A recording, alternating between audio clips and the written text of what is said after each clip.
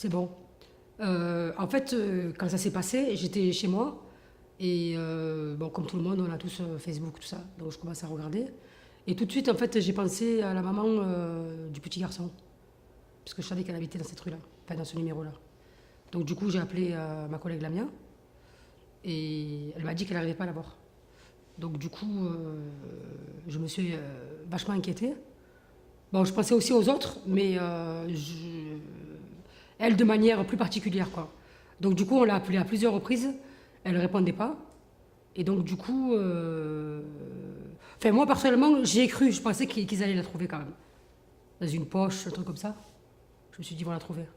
Bah, finalement, ils l'ont pas trouvée. Elle était morte. Après, après, franchement, t'as forcément la haine en fait. Même si, par exemple, t'es quelqu'un de plutôt calme, plutôt réservé, forcément, t'as quand même la haine parce que tu sais ce qu'il y a derrière. Parce que quand tu travailles dans le social, quand tu connais le système, tu sais que ça va arriver. Après, c'est pas comme si que ces gens étaient morts, par exemple, du maladie. Tu vois, tu meurs du maladie, tu meurs de tremblement de terre. C'est un truc qui est naturel. Donc, du coup, tu te dis, bon, même si t'as mal, il y a moins de haine. Mais là, quand tu sais que c'était voulu, enfin voulu, pas voulu de manière consciente, mais en tout cas, je pense que. Enfin, j'ai l'impression il le savait.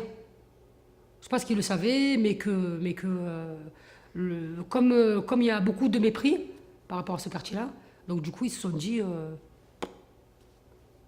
il est un peu dégradé, on va un peu entendre et tout. Et après, je pense qu'ils n'ont pas dû réaliser l'urgence. Et quand les trois bâtiments sont tombés, je pense qu'à mon avis, ils ont dû se dire, là, on a merdé. Mais la réponse, elle a été... c'était quand même une réponse inhumaine quand même. Parce que moi, je m'attendais qu'il y ait plus d'humains, plus de gens qui viennent et qui comprennent en fait la colère des habitants et leur désarroi. Mais la vérité, j'ai pas l'impression que c'est rentré dans leur tête hein, et dans leur cœur. Hein.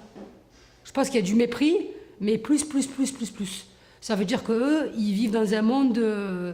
Ils vivent dans un monde de. Je sais pas où ils vivent ces gens-là, à mon avis. Et sûrement, ils doivent vivre dans une belle maison, belle baraque, avec une belle piscine, avec des jolies lumières et tout. Je pense qu'à mon avis, il y a un décalage. Il y a un décalage entre ces gens-là et les gens de Noailles ou les gens de je sais pas d'où, du quartier des Rosiers, de Félix Piat. Il n'y a pas que la rue d'Aubagne. Hein.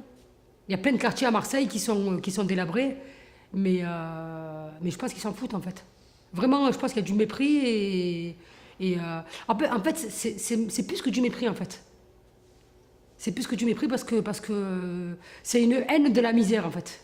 C'est-à-dire que, je sais pas moi, ils doivent haïr les pauvres.